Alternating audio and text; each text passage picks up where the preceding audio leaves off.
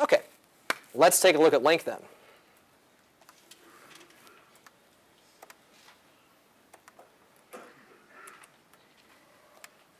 Okay, so LINQ is probably the biggest new piece of .NET 3.5, right? Language integrated query.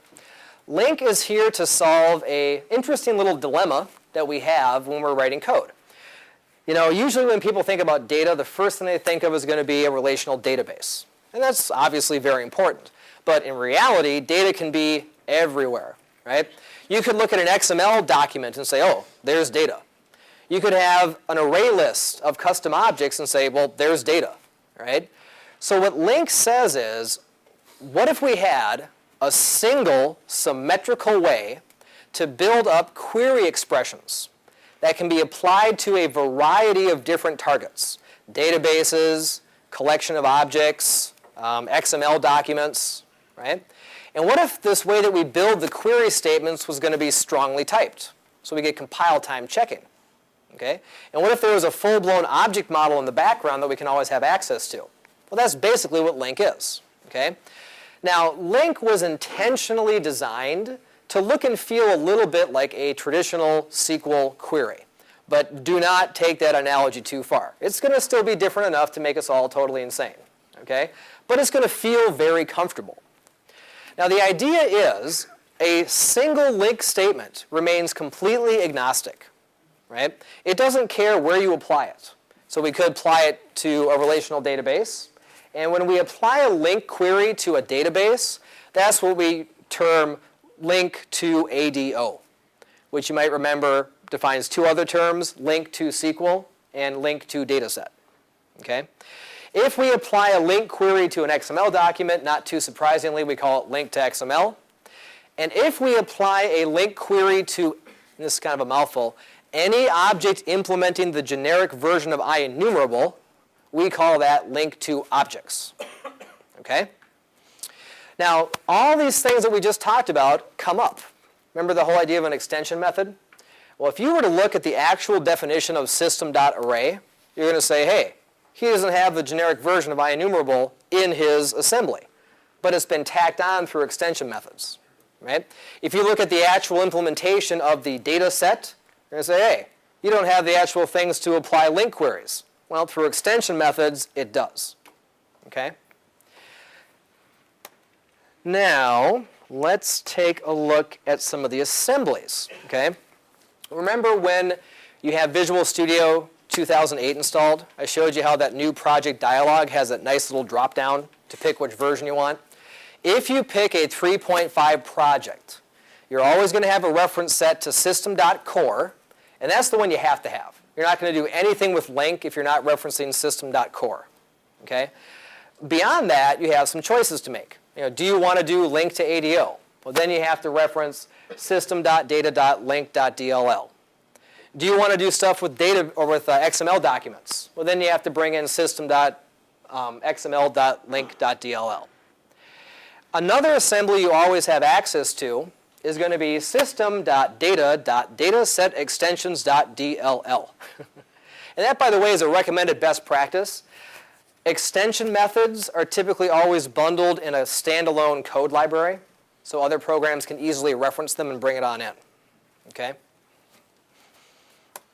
Now, there are many, many, many different LINQ operators, and to date, Visual Basic has more LINQ operators than C# does.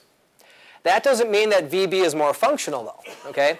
You can still do everything in C# that you could do in VB, but you're going to eventually hit a wall where you have to drop down to function calls. Whereas in VB, they have more keywords. But the same exact thing is happening in the background. Okay? In fact, all of these really friendly-looking keywords of LINQ, at compile time, they are totally transformed into an underlying object model. So you could build up a LINQ query without ever using the keywords. But here's the part that would make you never want to do that. Okay?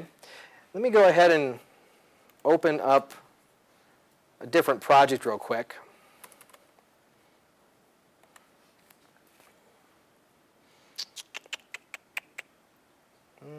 If I can remember what I was doing.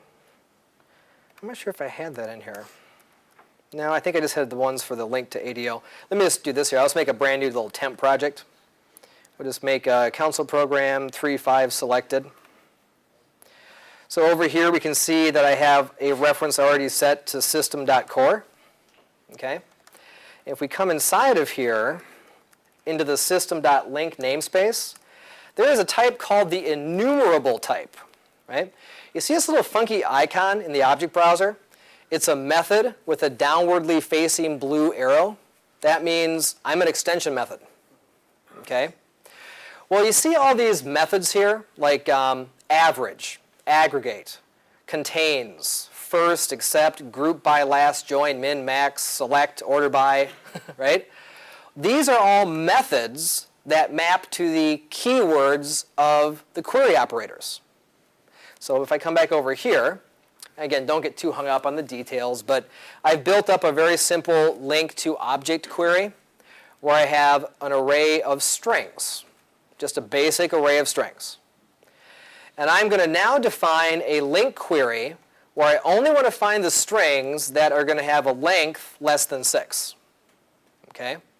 Well, you notice some of the keywords here, right? And this will be the VB side over here. I have keywords like where, order by, and select. Well, if I go back to the object browser, if I came over here, there's a method called where. There's one called order by, and there's one called select. Okay? Now, I guarantee you, if you look at the signatures of any of these members of enumerable, every single one wants a delegate. Because we're going to be taking data to pass into process. So how could you very easily and concisely represent that nowadays? Lambdas. Okay? So if you're really a glutton for punishment, you could build all of your LINQ queries using nothing but enumerable, lambdas, and a bunch of compiler inference. And if you were to look in your assemblies after you compile it, that's exactly what you're going to find. Okay? You're going to find real delegates, real method calls. But as a massive convenience for us, we can just use these friendly keywords, and the compiler generates the underlying object model. You all with me on that? Okay. Here's another example of a LINQ query. I didn't show the VB version here, but I did put a code comment that shows you how the VB query would look. Remember that when you're working with LINQ to objects, this can be anything which implements the generic version of IEnumerable. And that pretty much means every generic container, right? There are also ways to do the same thing through the non-generic types, like the array list, as well as a good old array. So here's an example of doing some reflection. Okay? I'm dynamically loading MS Core Lib. That's the one assembly we always have access to, right? And then I'm asking the library, give me back metadata on every single thing inside of you. And if any of you have taken a look at MS Core Lib, you know that there are thousands of types inside of there. Okay? But look at my little LINQ query. I only want to get back a subset where the thing is an enum and it is a public enum. If you find it, select it. Right? So what I'm basically able to do now is print out all of the public enums in MS Core Lib. Now remember, LINQ is never mandatory. Could you have solved this problem without LINQ? Absolutely. But you would probably be up to your eyeballs in a bunch of for each loops in dynamic checking. If this is that,